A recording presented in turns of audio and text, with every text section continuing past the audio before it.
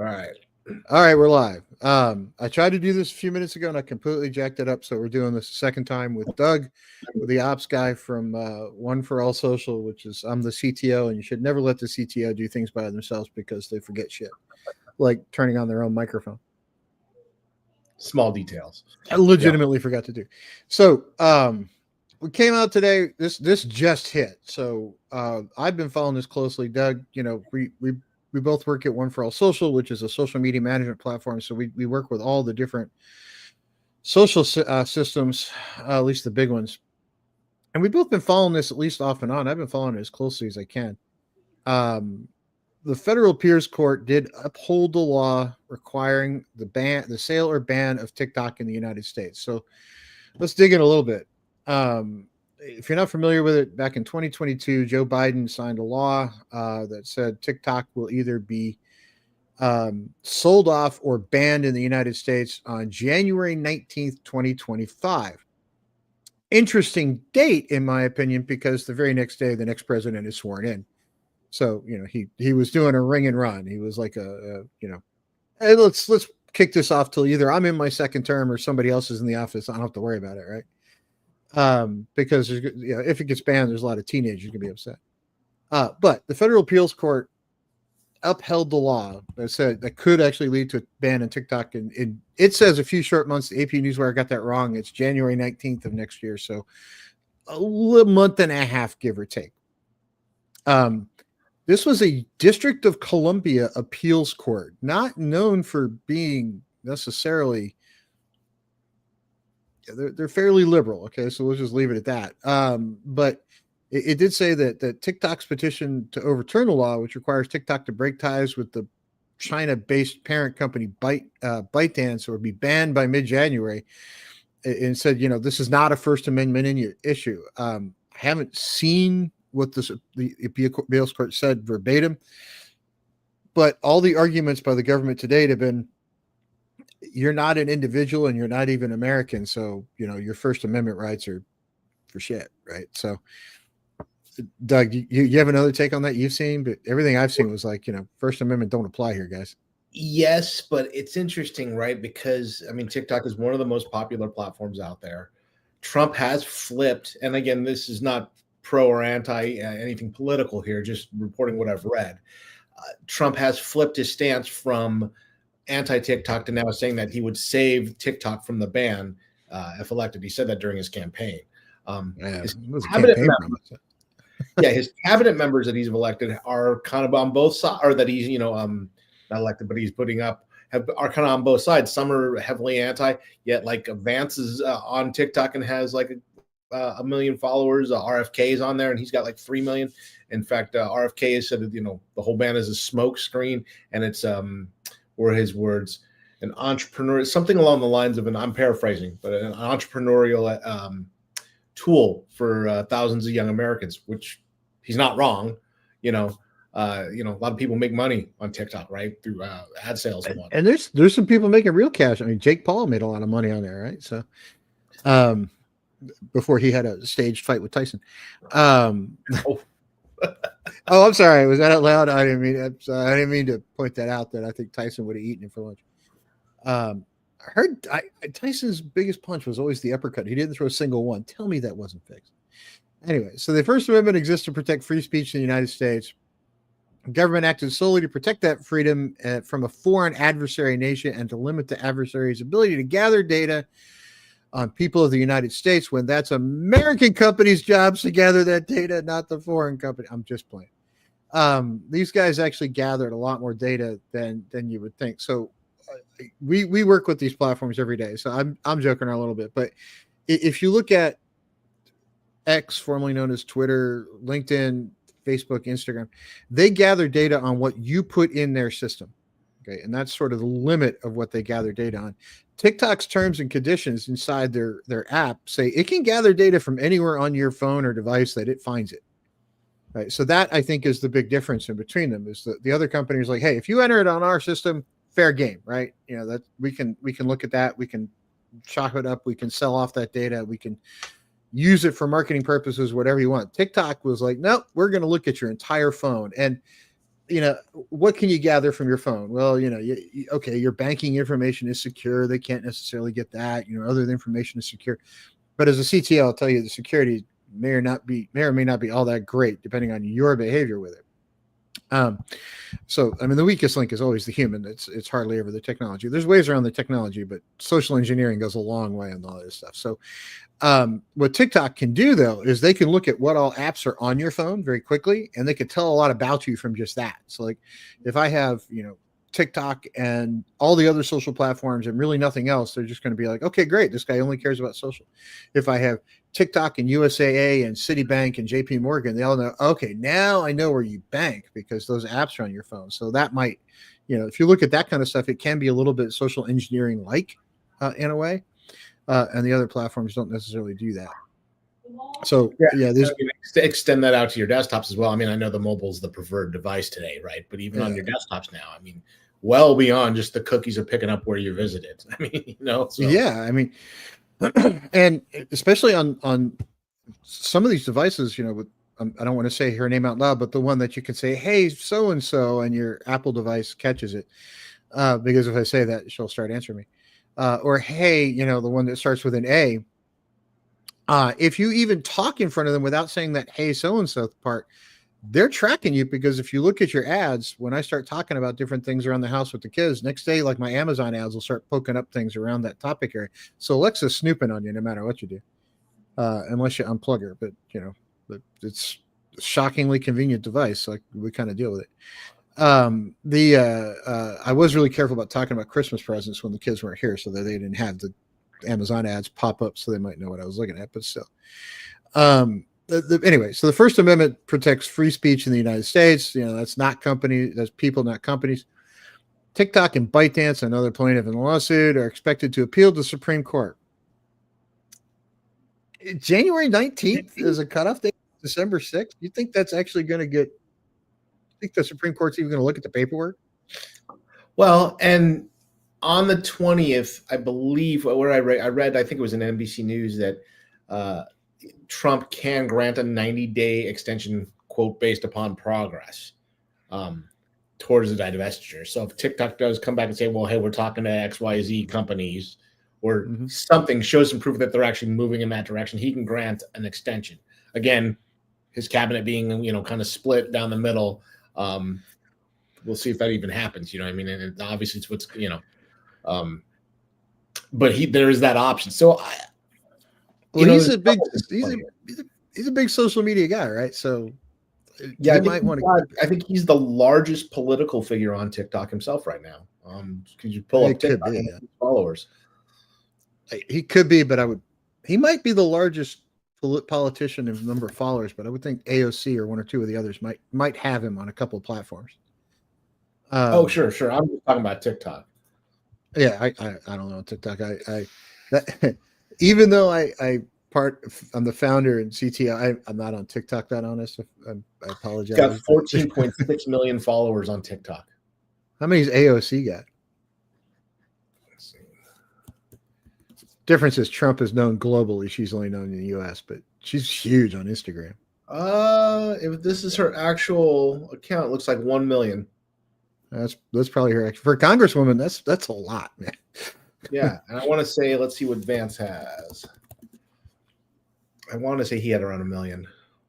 Yeah, well, RFK at 3. I mean, it's a giant number. Yeah. So I'm just not seeing him here. Oh, here, 2.3 million he's got. So yeah, so he's up over 2. Yeah, that's a lot. I wonder how many does Elon have a TikTok? I don't know if he does. Kind of be countered. None of these. I mean, there's a ton of Elon Musk accounts. Yeah, okay, it's probably. I doubt he's got. But being the owner of X, I doubt he's got one. Yeah, you're right. It's alive. Good to see you. Hey, Lockley. Yeah, the phone does the same thing. It listens to you. If you got Siri or whatever the one is on Android, that thing listens to you, man. And it'll start popping up ads based on what you had to say. So, all right. So now let's look at one other thing. So great. The Federal Appeals Court said No, it's now a matter of the Supreme Court. And yeah, you could ban it on the 19th and Trump can reawaken it the next day, which is just going to drive tech guys like you and me crazy for 12 hours. But, because whether or not, first off, he has to be sworn in. Second off, he has to actually do it and follow through on a campaign promise on the next day, right? So he has to do it day one. And day one's already really busy. So I pulled up this Forbes article that has a list of potential buyers that have been discussed legitimately for doing it. Steve Mnuchin might sound familiar because he's a former U.S. Treasury Secretary who worked for the Trump administration. Okay. So if there's a ban and hey, Trump's buddy Mnuchin gets to buy it, that's good for business, man. That's a big plus right there. It might be some politics at play. I don't know. You can't overtly say it's politics, but oh man, that gets close to home. So, Kevin O'Leary, the Canadian businessman from Shark Tank, said he wants to do it. He doesn't have enough money to because it's somewhere between $20 and $30 billion to buy it. He can't just write that check, so he's going to have to put together a group. But I bet he could. The trouble is with all these things, he said it's worth a lot less than that, so he doesn't want to spend that much because TikTok, which we haven't pointed this out yet, doesn't want to sell their algorithm. Shockingly, they don't want to give up the thing that makes their company worth what it's worth to anybody else. And I get that because we've got our own internal algorithms that I've spent years working on. And I'm not telling, I think there's maybe 3 people in the company who know the complete inner workings of it, and I'm one of them. And it might only be 2. So there's not a lot of people that really understand the algorithms. And if you sell it without, that does strip the value out. Rumble, which I'd never heard of. Honestly, I think I might have once when we were putting some stuff together, but it's a video sharing platform. I'm not sure where they're going to get the money for it, but okay. Bobby Kotick, who is CEO of Activision Blizzard. All right. He's probably connected enough to raise the money. Right. And I can see them having a need for it. And I've certainly paid Activision Blizzard enough money over the years to play games that they've got cash. This one surprised me because I kind of forgot about it. Oracle and Walmart actually at one point teamed up to try to buy it back in 2020, and they were blocked by the Biden administration. Now that's weird to me in a way because neither Oracle nor Walmart have any background in the social media space.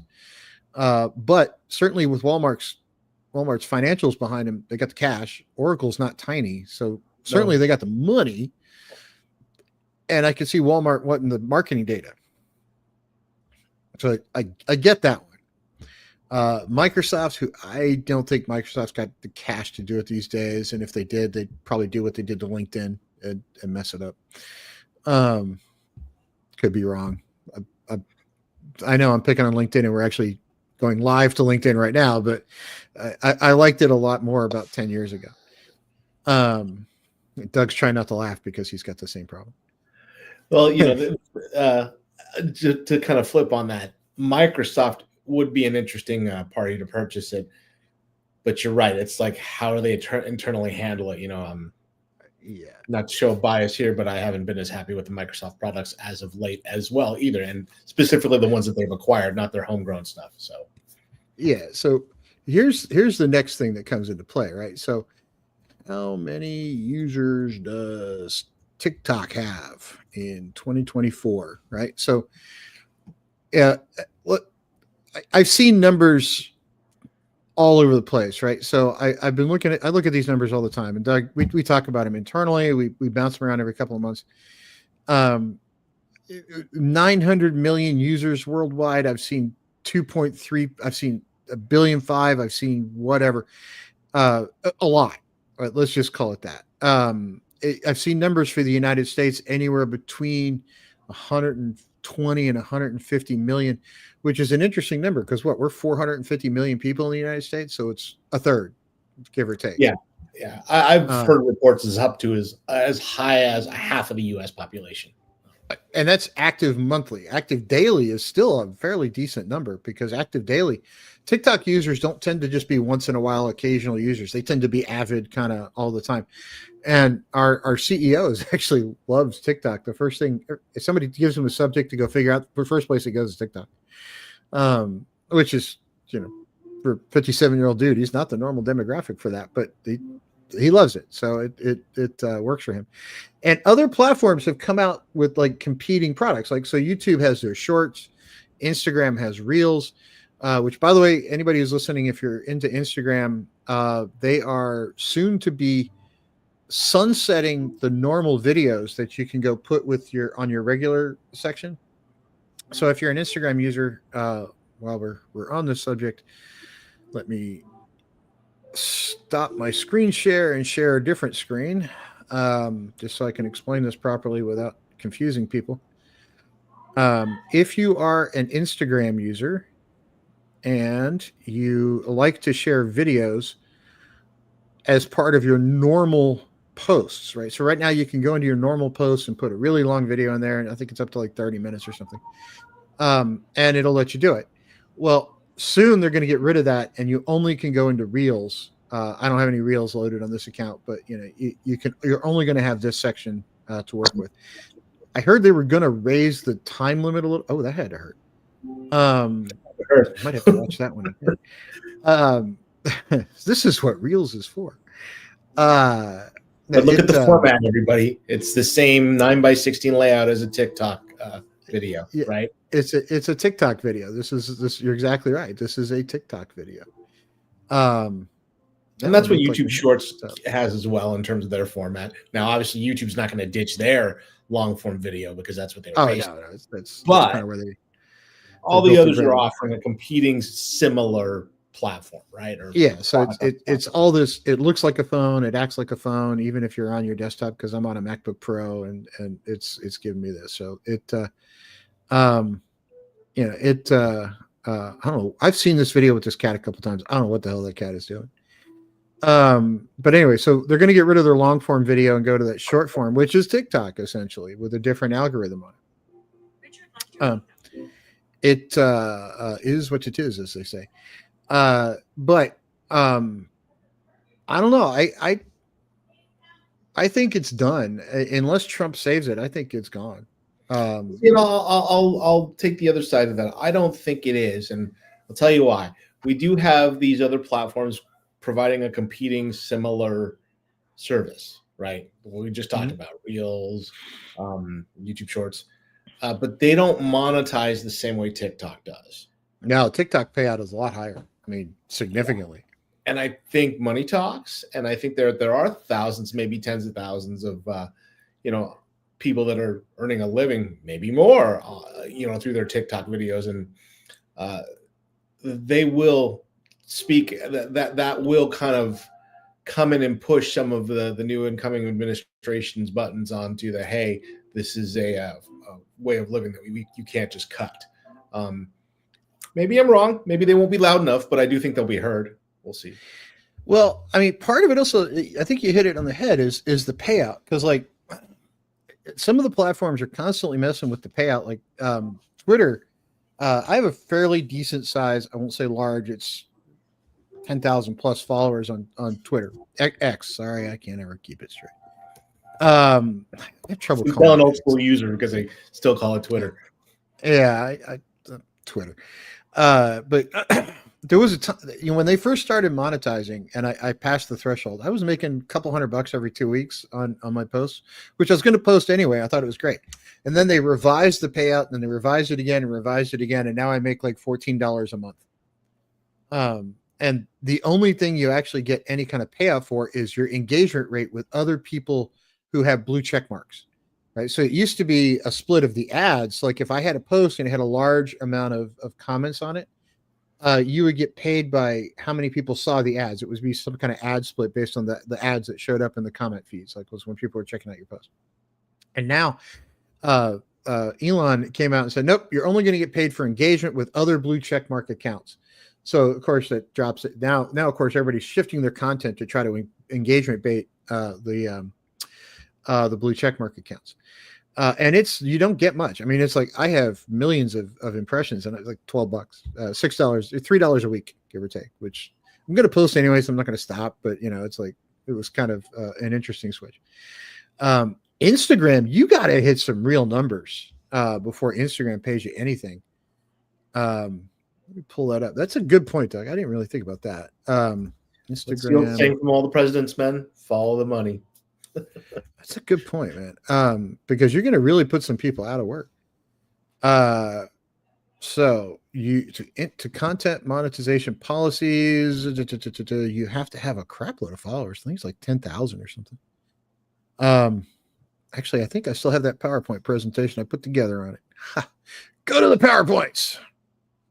Sorry. Well, and YouTube's, I mean, while you're looking that up, has also decreased over time. I have some friends that are actually YouTube content creators, and they've commented how they've had to, before they were long form videos and that was their bread and butter. Well, now they've really had to up it on their shorts just to maintain their level of income.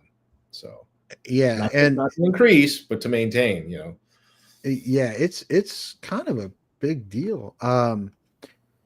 It for some people who kind of have made their living on this for a while, when you start messing with the way you pay people out, and you don't give them notice, it's like, okay, we're doing this now. It's like, okay, you get to make the rules because you own the platform, but there's a lot of people that are not necessarily all that happy about it.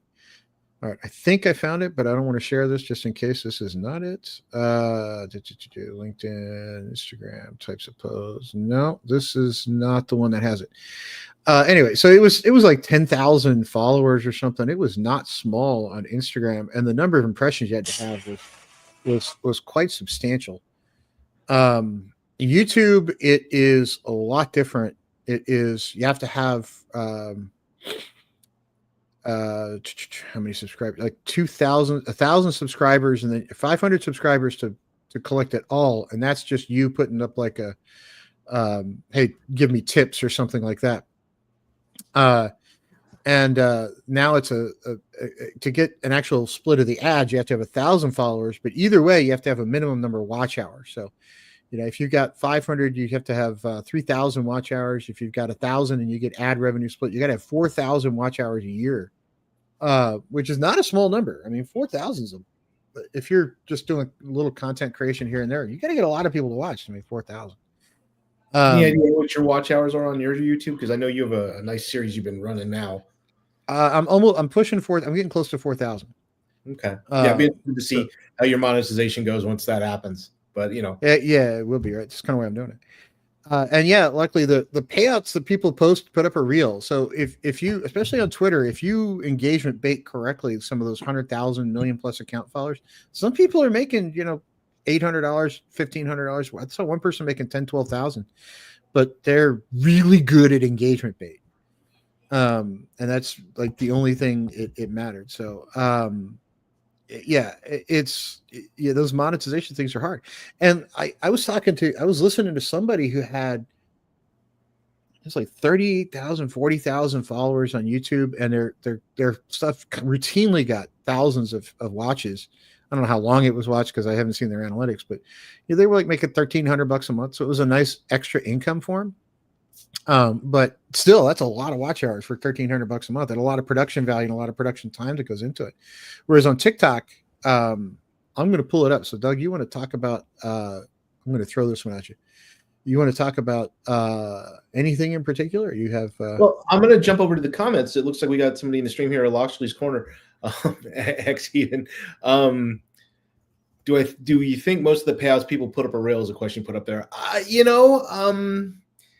I think it's a vicious cycle. It's the snowball, right? Because some people will put that up there just to hype, and it's funny. But I think I think a percentage of them are real. I do. Like I say, the snowball. You want to look how well I'm doing, and hopefully that's creating enough controversy, right? Because controversy sells. That unfortunately, social media is what really kind of helps fuel that fire. So the more controversial or exciting your video is, the more views you're going to get.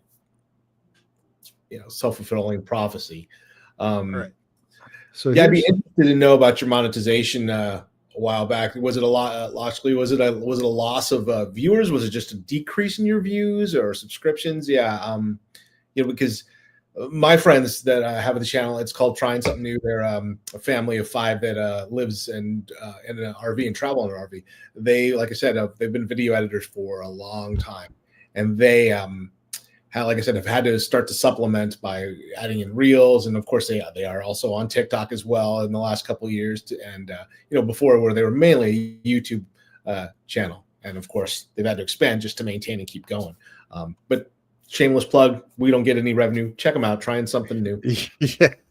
They're actually a pretty cool channel. I watched quite a few other things, but also I think some of the platforms started paying out less and less over time, which is fine. Because if you can get your content, I hear you about stop posting as much. Yeah, real life happens, right? So unless you make it your full-time gig, yeah. I mean, we all got. It's a lot, especially if you're on multiple platforms.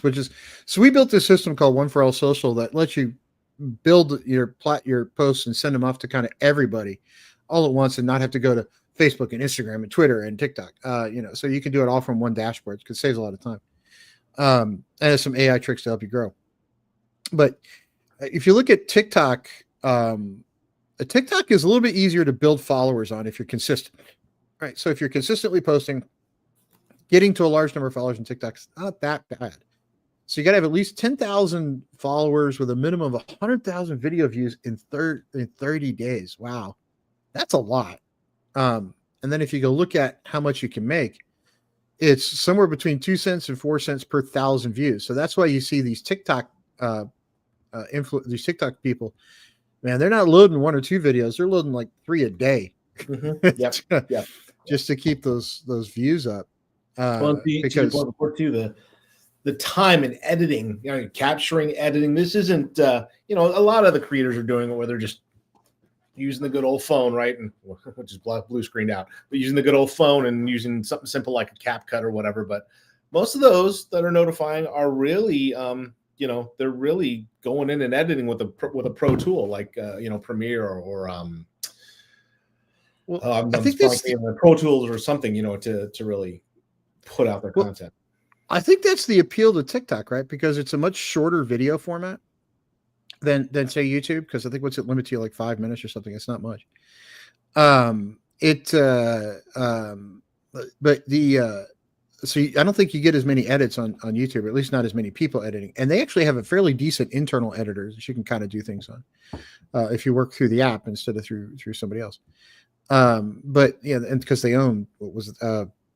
What the heck was that one that my daughter uses all the time? CapCut. CapCut, yeah. So they own CapCut, which is pretty simple. Whereas on YouTube, some of the longer format stuff, the production quality goes way up, so you get a lot more time and energy going into editing it. Not my content, because if you look at it, I edit lightly, but I don't edit really hard because I don't really want to. But it's because I'm me and I'm one person, so, and day job. But the interesting thing about it is that I think what you're going to see, if you back to TikTok for a minute, if TikTok gets banned, those 150 million users that are on TikTok in the United States are going to go somewhere, right? They're not going to go away from social media. They're going to instantly jump over to Instagram or Twitter or wherever they think they can make the most money, or YouTube. Because we've seen it with a couple of people we follow that were heavy TikTokers, like Chef Reactions, where he was just only TikTok for a while, and then when that passed, he started going over to other platforms. He doesn't use our platform. Shameless plug for Chef Reactions. Love your stuff, man. It's great. So we're not associated with him in any fashion. I don't want anybody to think we are. But his stuff, he started looking at it like, okay, I got to hedge my bets, right? I got to go off and try to figure out what to do next in case this falls apart. And he's built a couple 100,000 on Twitter. Last time I looked, he's bigger and bigger on Instagram. I see him on Facebook all the time now. I'm curious to see what his following is at now, because I know that was something. Here we go. Chef Reactions is a trader on Facebook. Okay, 500,000 followers. So he's getting there. On Facebook. That's tough to do on Facebook. I don't think people realize just how hard it is to grow on Facebook. That's massive. So I think I'm already following this one because he is pretty darn funny. Like, He is. But yeah, anyway, it is what it is. So the engagement bait is what it is. And like engagement bait, when people ask me, like, I got this question the other time. What do you mean engagement bait? I saw one today and I actually fell for it. Was it's already patent or copyrighted. You need to. No, I mean this one. Every once in a while, I fall for one, and I know they're baiting because there's no way they're just stupid. Somebody, Marissa Tomei posted a picture of herself on her 60th birthday, right? And this guy John Miller said people are drooling over this, and that's worse than pedophilia. And I was like, worse than what? What the hell, man? And Again, I fell for it. Controversy. I fell for it. Right? It was engagement bait because he wants to make more money on, and he got it. The original post is at some insane number of views. What's he at on that one post? 1.6 million views with 3,000 comments. Right? So, and a lot of blue check marks are commenting, going, "You're sick. You need mental health." And that's kind of what I said too. And I'm a blue check mark, so I fell for it. Because there's no way that he views that as worse than pedophilia, for crap's sake. Come on. As the father of a 12-year-old daughter, if he does believe that, I need to both get him mental help and keep him away from my kids at very long lengths. So yeah, he baited the shit out of me, and I'm in the business, so fell for it. All right, so Doug, you don't think it's going to go away? You think it's going to be saved by the new president as he comes in? I do think it's going to be saved because of the, like I said, the fall of the money, the finances. Now, I'll hedge my bet here. It depends on how much of them actually get their word up to him and through his cabinet. Any idea where Elon stands on this one? I haven't seen him say anything about it. He probably has been staying out of it because of he's in that group between him and Trump but he's the owner of X, so he probably is not going to bash them like he would a Meta. He's also not going to say anything because there could be a play to where he ends up having some sort of influence over it if it is saved. So I think he's going to remain quiet on the subject. I'm going to Google that while we're on this thing here. Musk statement on TikTok ban. Oh, here we go. Oh, he said not what America stands for. Whoa. Oh man. He took one Google search and there it was. You're right, luckily. I honestly I haven't paid it. I pay attention to Elon's statements on X. I pay attention to his stuff on SpaceX because I'm a physicist and I think he's doing some cool stuff. But I haven't really noticed him saying anything on that one. I don't know why I just missed that. But he wants it to stay. Wow. And we know he's chattering to Trump on a daily basis. So that's what I'm saying. He's in that company. So there's another reason it might stick around too, right? So it could stay. It could get the stay of execution. I don't know. We'll see what the Supreme Court says. If they take it up or if Trump gives it 90 days to divest itself. But if it does, let's play it out. If they do divest themselves, I can see them. The trouble they're going to have is it's almost a sale in name only, because I could put together TikTok in about 90 days if we had enough money without the algorithm. Right? If you want to develop that algorithm again, it's going to take a crap load of reverse engineering to do it. And, I'm not sure you really could and get away with it, because you'd really have to there'd be some copyright issues there somewhere. I don't know, trade secret. There's got to be some way for them to divest and yet license the algorithm back to the new users, or to the new owners. Yeah, because I wouldn't want to let go of that algorithm, man. I'd want to be like, it's mine. Yeah, but nobody wants to buy it if they don't have access to it. At least, sure, they'd love to own it, but yeah. Otherwise, you got just so. It's like buying. It's like, what was it? Home Depot bought the name Craftsman and then started changing the tools, and nobody gave a shit. They were like, whatever. Right. Because Craftsman tools used to be cool, man. They had a lifetime warranty, and if you broke one, you could take it in 20 years later. They give you a new hammer. Because I saw my dad do it. I was like, there's no way they mean that long. And they don't even. They're like, yeah, okay, it says Craftsman on it. It's broken. Here's a new one. Have a nice day. Yeah, luckily they got bought out by, I think it's either Home Depot or Lowe's. I can't remember which one, but it got bought out in name only, and it's still they're not big, and their footprint, if you go in the stores, is not huge. But I got some, like all my dad's Craftsman tools. I'm like, I'm convinced it would take a nuclear war to hurt some of those things. I mean, it's all he bought the decent ones. So the Craftsman always had like the entry level and then the good stuff, and he always bought the good stuff. And so I'm pretty sure it would take a nuclear war to kill that shit. But also my grandfather's tools from the 1950s, but I'm certain it would take a nuclear war to hurt those things. The old adage rings true. They don't make them like they used to. They don't. All right. Well, that's kind of all I had. I just wanted to kind of talk about that a little bit and see if anybody else had anything to say about it.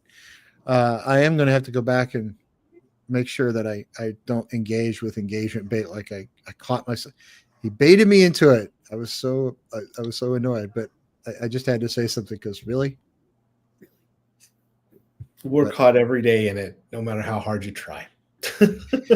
Yeah, it just was one of those skill I've learned working here with you and One for All is how to stop myself from going down the rabbit hole and look at it for what it is and move back on to the next thing rather than so. Yeah, because it is what it is, right? I give credit to, so there's a bunch of accounts I follow that are, I follow a lot of the scientists, and what's interesting to me is when the scientists start arguing with each other, there's probably 20 people in the world that understand the argument, and there's probably 7 that care. Right. So I saw these two guys going back and forth, and they were both blue check mark, both big name professors. But here I am, PhD in physics with years and years in the industry, and they were arguing about gravity waves and whether or not you're ever going to be able to detect a graviton, which is the theoretical gravity particle. Because if you have a wave, you have anyway, big long thing. And it got so deep in the weeds that these guys had, hundreds of comments. And it was like, at some point, it was just scientists arguing with scientists in a way that I'm like, guys, you've lost the point long ago. The whole idea was to like make sure people actually understand what this stuff is supposed to be about. Not, am I going to get there? Or are you going to get there? It's, are we going to get there in a long, long way? Luckily, if you want to check it out, Sabine Hofstetter is usually the one that starts the fight. She's got 1.5 million over on YouTube or something. But she's usually the one that starts the argument because she calls out bullshit and will literally call it bullshit when she sees it, which is usually where the fight starts. And she's not often wrong. I've only disagreed with her once. And I don't know her. I've never met her, never talked to her, but the only time I disagreed with her when she said, look, the point of science communicators, which is the fancy way of saying science influencers,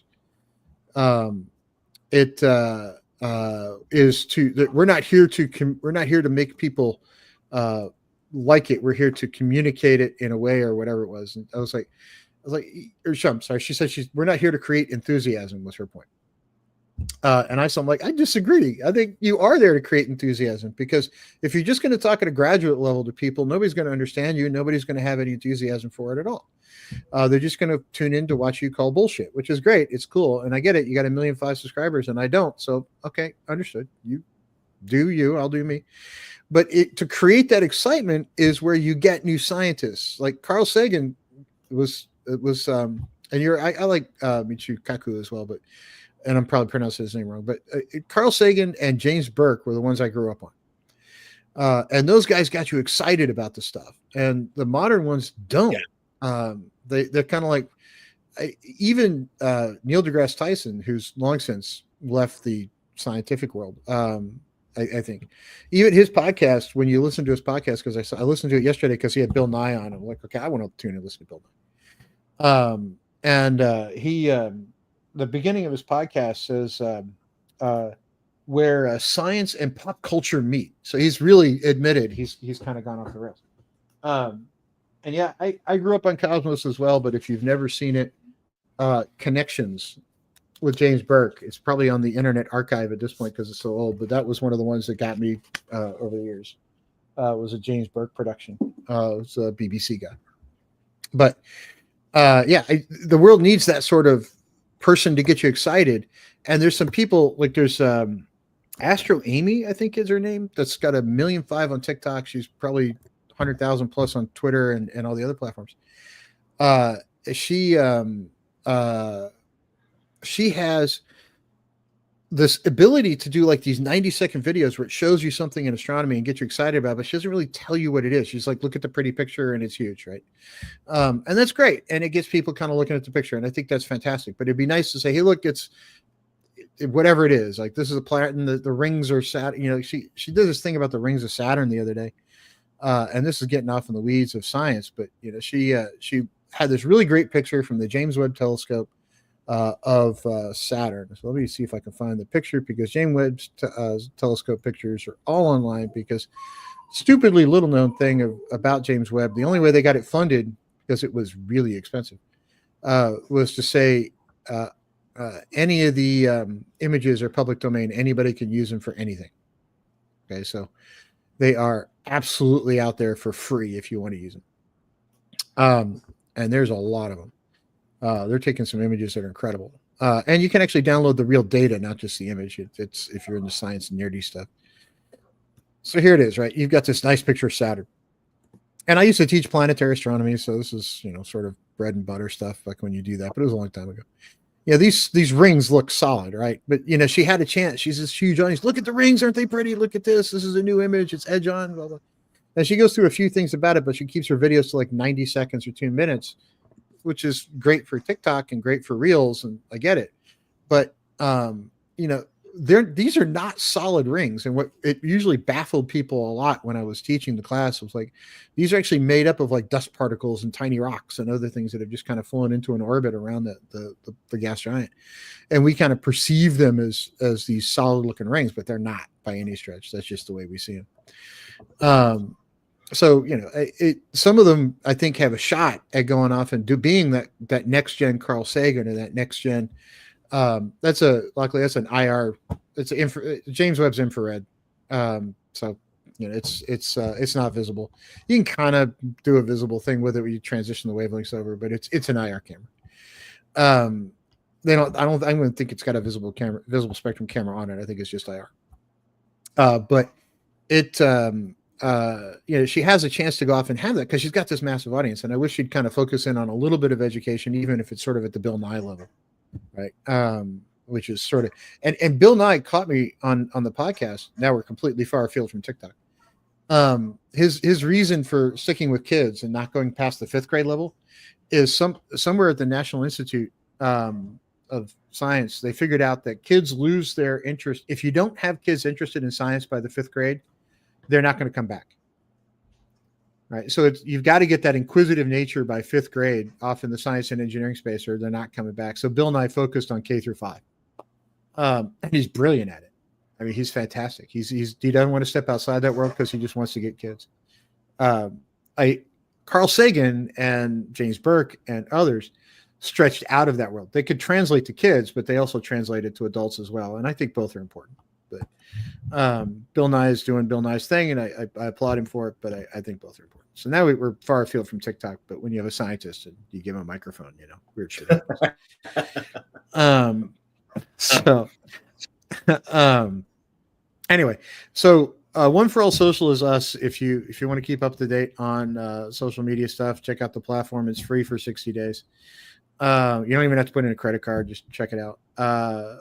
I'm on pretty much every social. I'm on not every social platform. Let me revise that. I'm on Facebook, Instagram, Threads, YouTube, and X. I have not branched into Pinterest or TikTok too much because I just never did. My science channel over on YouTube is just my name. So Timothy Upheld, I'm easy to find. Doug gets to listen to me all the time because we work together. Sorry. So everybody feels sorry for Doug because he has to put up with me on a regular basis. We do have the company's social channels, which we mainly post, just stuff relevant to the platform and whatnot. But that'll be up in the new year here. So, and starting in January, we're doing a huge launch on a bunch of things. And one of the things we're going to get back to, and I'm telling my ops guy this who hasn't heard this yet, is we're going to start posting social media news more often on our platform. So we should probably at least grab the TikTok stuff and put it out on the company channels. Yep. So we'll try to keep the news for the industry up to date on our social media platforms as well. So couldn't hurt. But yeah, that's us. So if you want to poke around, I'm always around on one of the channels. You can drop me a line anywhere. Doug's pretty easy to find too. He's either working on our stuff or helping his wife with her piano studio. She's a wonderful piano teacher, and someday I got to hear her play, because her students are one thing, but you got to get the wife to play sometime. We'll have to post a video for you on that one. So there you go. But my kids took a video of me playing the other day, and I was like, let's not post that. Let's. I'd still want to hear it, but okay. Minuet and Gima, it was classical stuff, and I'm not bad at it, but there's people that are infinitely better. So I'm like, let's not post that one. I'm not. I'm, more the what you call it. I'm the bar room guy who kind of knows a little bit of enough stuff to kind of be dangerous. But if you get me past the first or second page of the sheet music, I'm like, I haven't played that part in a long time. So yeah, don't be too hard. I can.